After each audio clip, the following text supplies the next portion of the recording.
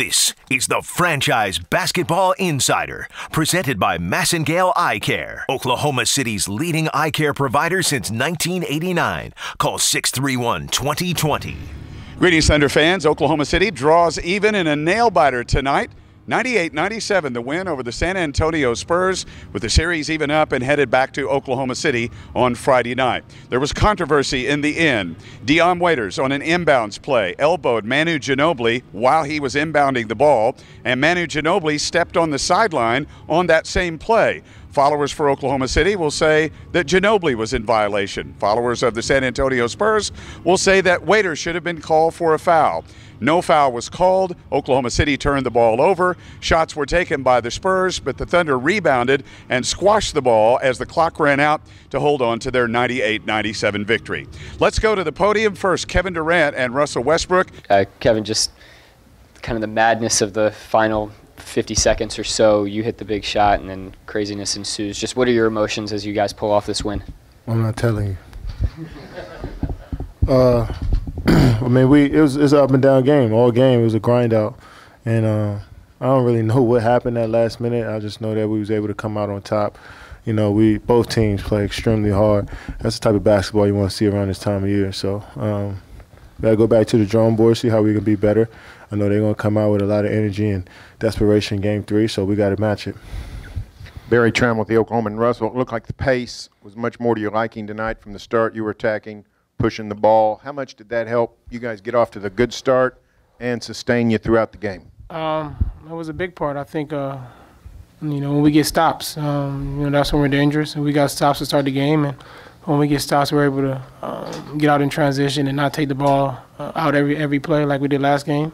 So it was a good advantage for us to start.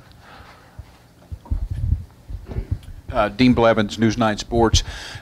Katie, talk about the play where late in the game you got a big bucket from Dion that you kind of had to, I assume, trust the system, and he came through when you needed it. Yeah, we just made the right play. I think all night we was able to, we get to the paint, we kick out, make the extra pass. We talked about that, and he was able to hit a huge shot. We trust in him, and Serge made a great pass to him as well. So it's a big shot by Dion. Anthony Slater with Oklahoma. You had 17 rebounds from Steven Adams tonight and some interior defense. From a 22-year-old in this environment, just how big is that? We don't really look at age here. He's once you play in games, once you've been trusted in situations, it's about just going out there and doing it no matter how old you are.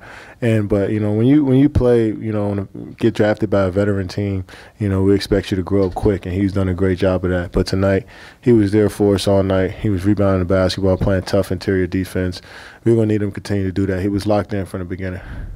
David Garrett, 107.7 The Franchise. Kevin, there are some players that haven't been in the situation of the blowout that are new to the team or haven't been in that situation before. You have. Mm-hmm. What did you communicate to those players like Dion or maybe even Steven Adams, others, to get them through to this point tonight? Nothing. I didn't say anything to them. Like I've been saying, it's basketball at the end of the day. We know what a series is all about. So I couldn't, I know I'm the leader, but I can't go up to him every second we get together and say, look, man, we lost by 30 last game. Let's be locked in next game. They know that. So, I didn't want to go out there and overdo it. I didn't say anything, and we responded well. How about you? So many rebounds. You get a double-double. You were more aggressive at the rim. What changed in your game tonight that you liked? Rebounds just got lucky. They just ended up bouncing my way. Offensively, they were just overplaying and got the pass and tried to finish it, really. That's all it was. Just luck on the dunks, too, then? Yeah, those were lucky. Those were quite painful, actually. Kind of did more damage to my hand, so. Can you talk about what you saw in the final play? We were just trying to inbound it and then turned it over, and then from there it's just scramble, mate. I just tried to do the best I could. The team did scrambling and contest their three, and they ended up missing. We got lucky. We got really lucky. Communication in this game? I think it was still the same. We were just more aware of their plays and more locked in.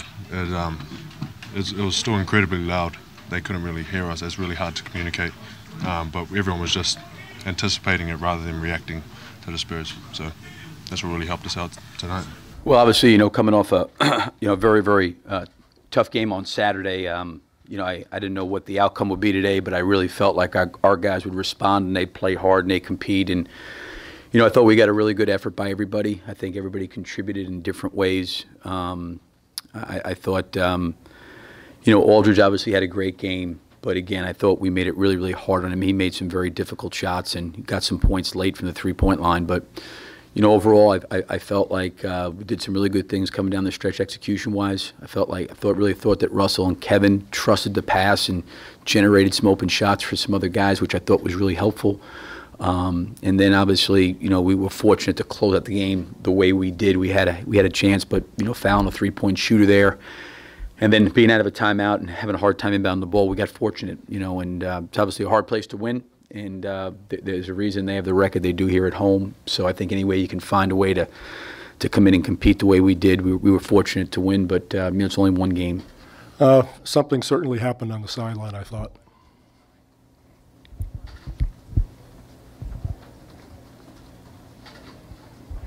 Barry Trammell with the Oklahoman. Greg, Thunder came out clearly different than they did the other day, sort of what you talked about. What was the difference in the way they played, especially early?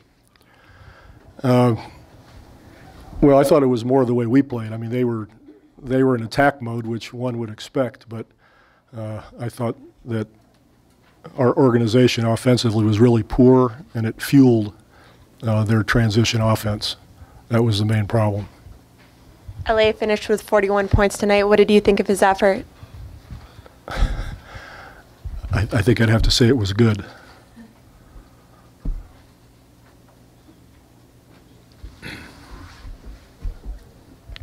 They went with Robertson tonight on Kawhi most of the game. How did that affect what Leonard did and what you guys were trying to do, either positively or negatively? Yeah, that's nothing of significance.